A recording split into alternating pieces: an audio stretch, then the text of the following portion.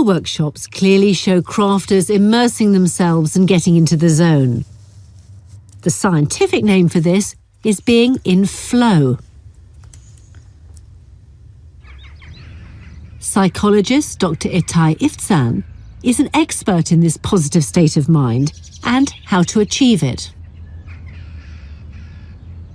Just explain to me exactly what flow is. Well, flow is that experience where we are doing an activity, any activity, and we are fully submerged in that activity. So everything else disappears.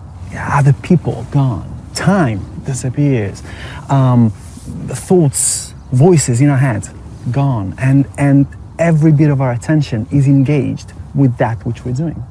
Only when we are able to concentrate to a level where everything else disappears, only then we can slip into flow. Do you think that's what can sometimes happen when people are caught up in a craft that they're carrying out?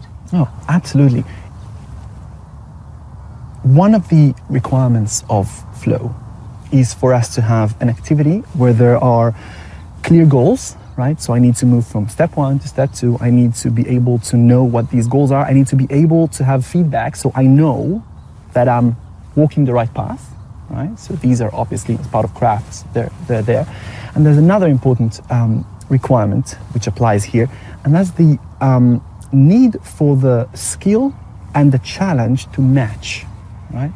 So we want to make sure that the level of challenge that is required of us matches what we can offer. Because if the challenge is more than what we can deal with, there's a bit of anxiety. And that anxiety will throw us out of flow. If there's not enough challenge, we feel bored. If there's the right level of challenge, we're fully invested and we're in flow. So do you think people should be trying to get into this state of flow? Well, without a doubt, flow is really good for us. So what we see out of research is that people who experience more flow in their lives, they have higher levels of happiness and higher levels of hope, and they are more grateful, and they find more meaning in life, and they experience more positive emotions. So very, very good for our well-being. I think it was always there, right? I think it's part of being human, right? It's that moment when we walk up the hill and the sun is setting and we suddenly feel as if something transformed in our consciousness, and again, everything else disappears and we are in awe of this beauty of nature, right? And that's not related to a particular period of time. It's related to